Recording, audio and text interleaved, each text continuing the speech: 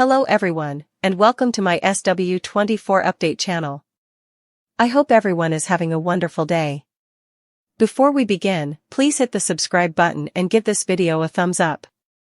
Sister Wives, did Kody put a $2 million mansion under another name? Kody Brown, the star of Sister Wives, is continually proclaiming on-screen that he does not have much money. During season 19, he rejected to purchase Janelle Brown's share of Coyote Pass, citing financial constraints. However, the reality star never seemed to have trouble coming up with the funds for lavish residences for himself and Robin Brown. After Janelle and Christine Brown questioned Kody's strange spending habits on Sunday night's show, many fans are curious about his new mansion. A Sister Wives viewer had questions about Kody and Robin's new home. Most Sister Wives fans find it weird that Kody and Robin Brown always have the greatest homes while the other wives do not. Now, one viewer is doubting the purchase's validity. Do you think Kody renamed the mansion? A Sister Wives watcher wrote on Reddit this week, attaching a screenshot. I read this on Facebook and wondered if he put the $2 million property in another name to safeguard his assets. Speculation, the Post states. Word on the street is that the new house, Kody and Robin purchased, was put into a trust in her mother's name.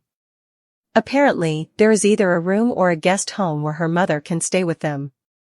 This made me worry whether Robin's long-term goal is to divorce Kody. It will be interesting to see how this plays out. Redditors debunk the OP's claims. However, most Redditors instantly rejected the OP's notion. As much as Sister Wives fans disliked Kody and Robin Brown, the screenshot lacked credibility. Kody and Robin have allegedly done awful things for their own financial gain, but this move does not appear to be malicious. The pair does have a trust named Whitestone Trust, which is included on the property's documentation. And many Redditors pointed out in a twist that has shocked the Sister Wives fan community, Mary Brown, the former wife of Kody Brown and one of the central figures of the long-running TLC series, has found herself at the epicenter of a scandal that some have gone as far as to label her as a predator. The allegations, which first began to surface on social media and have since been amplified by several online articles and YouTube exposés, center around accusations that critics argue that, while Mary's role in the Brown family's tumultuous dynamics has always been contentious, recent developments, particularly her foray into motivational business ventures such as her subscription service Worthy Up, have transformed her public persona from that of a struggling ex-wife to one who appears to prey on vulnerable fans, particularly those who have experienced abuse or neglect. According to critics, the notion that Mary, who once endured years of being sidelined by Kody's preferential treatment of his other wives, is now positioning herself as a savior for abused and vulnerable women is deeply ironic. They assert that her tactics, which critics claim involve charging a monthly fee for what amounts to recycled inspirational quotes and generic life advice, are not only exploitative but also a betrayal of the very principles she once claimed outraged fans on Twitter. Reddit and various fan forums have used the term predator to describe Mary's approach to her new business ventures, which they believe reflects a darker, more self-serving side of her personality, a side that has long been hidden beneath a veneer of quiet determination and resilience. They point to specific instances on the show and in off-screen interviews where Mary was seen dismissing concerns about the children's well-being or failing to offer genuine support to her former sister wives, implying that her behavior was part of a larger pattern of emotional predation, a way of asserting control over those around her by exploiting their vulnerabilities for personal gain. In one explosive episode that went viral online, an anonymous fan said that Mary once manipulated a situation with one of the Brown children, using harsh, degrading language and coercive tactics that, in retrospect, some now see as signs of predatory behavior. This accusation, while not supported by substantial evidence, has resonated with a part of the fans that has long harbored doubts about Mary's true identity. Social media users have since compiled clips and screenshots from previous episodes, arguing that the aforementioned behavior was not isolated but rather indicative of a recurring pattern in which Mary was unreasonably strict, dismissive, and, at times, even cruel, especially toward the children, who were frequently caught in the crossfire of adult power struggles. Furthermore, critics argue that Mary's actions were not isolated, they were part of a larger context in which the entire Brown family was dysfunctional. However, While the other ex-wives have moved on, each finding their own paths to healing and independence, Mary's trajectory has been viewed as particularly troubling. Mary has rebuilt herself as a businesswoman and self-help guru since her divorce from Kody in 2014, founding Worthy Up with the aim of empowering women and helping them rebuild their lives following abuse.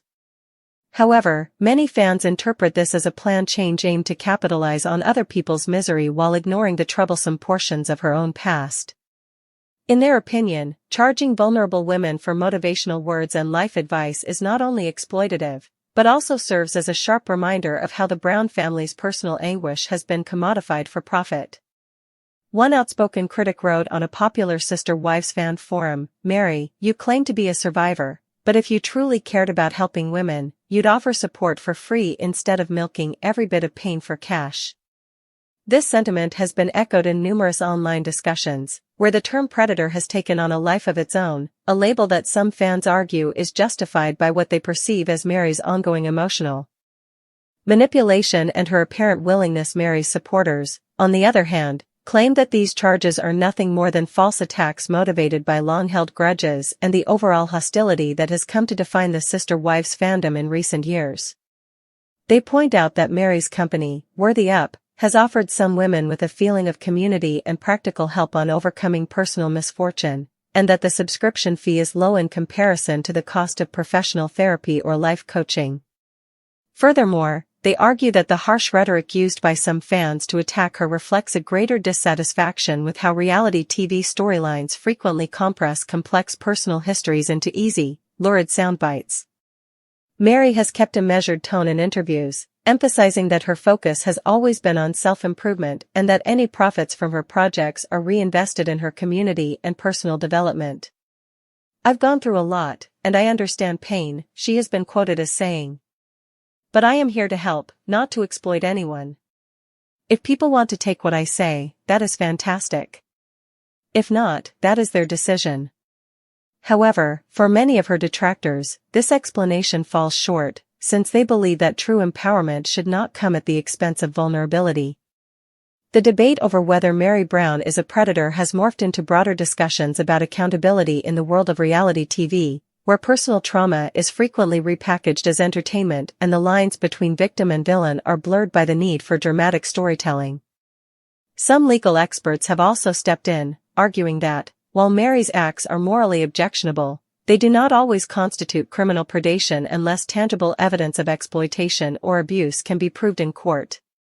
Nonetheless, the damage to her reputation among a sizable portion of the Sister Wives fanbase appears to be done, and as the public continues to scrutinize every move she makes, whether it's a new business venture or a social media post laden with inspirational quotes, the label of predator remains a powerful, if controversial, descriptor.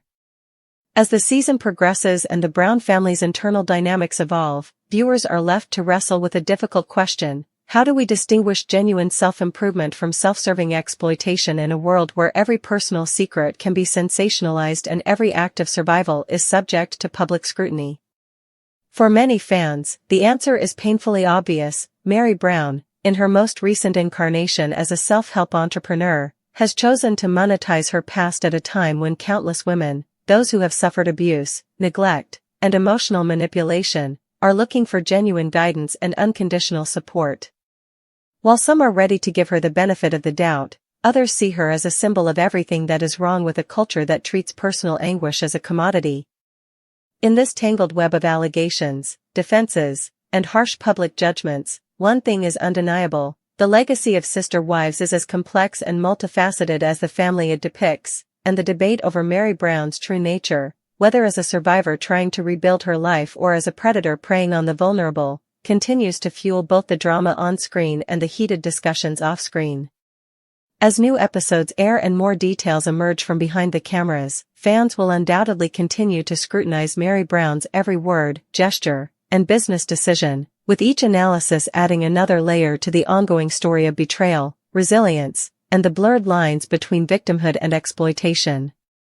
In the end, whether or not one believes that Mary is truly a predator, the controversy itself serves as a stark reminder of the high stakes involved when personal trauma is transformed into public spectacle, a reminder that in the realm of reality TV, the truth is often as elusive as it is explosive. In a twist that few saw coming, amid the ongoing turmoil and bitter aftershocks following the tragic loss of Garrison Brown, Janelle Brown, long known for her quiet resilience and the myriad challenges of life in a fractured polygamous family, has now found herself inheriting her late son's prized truck, an unexpected relic that seems to carry with it a legacy of both love and loss, defiance and remembrance, and which has ignited fierce debate among fans, critics, and family insiders alike. The truck, a battered yet rugged pickup that Garrison once cherished as a symbol of youthful freedom and rugged independence, has become more than just a piece of machinery. It is now a potent emblem of Janelle's journey through tragedy, a bittersweet inheritance that she claims as both a memento of a son lost too soon and a reminder of the enduring strength that has allowed her to emerge from the chaos of the Brown family saga with a renewed sense of purpose and identity. For years, Sister Wives viewers were treated to a carefully curated narrative that often portrayed the Brown family as a microcosm of extreme dysfunction and relentless public spectacle, where personal loss, legal battles, and internal strife were interwoven with the dramatic highs and lows of polygamous life. However, even as the series chronicled heartbreaking moments like Garrison's suicide, a loss that rocked not only the family but also the millions who followed it, insiders who spoke on condition of anonymity, and as referenced in recent online discussions on TV shows Ace, and People's coverage of family memorabilia, said the truck was originally part of the family's shared assets. It was meant to serve as a relic of happier times when Garrison's laughter and adventurous spirit filled long, sunlit drives through rugged Arizona terrain. In those days, the truck represented the promise of adventure and the thrill of independence, which Garrison passionately embraced until his tragic demise. In an ironic twist of fate, Janelle now finds herself as the sole custodian of that emblem, a responsibility that weighs heavily on her heart while also strengthening her resolve to honor her son's memory by forging a future defined not by despair but by the lessons of resilience learned from a lifetime of family strife. In an emotional Instagram post that immediately went viral, Janelle published a grainy but heartbreaking video footage of the truck, its faded paint and dented fender conveying a story of countless journeys and battles fought, with the caption, "This truck belonged to my Garrison. It's a piece of him that I cherish every day. Even in our darkest moments, his spirit rides with me."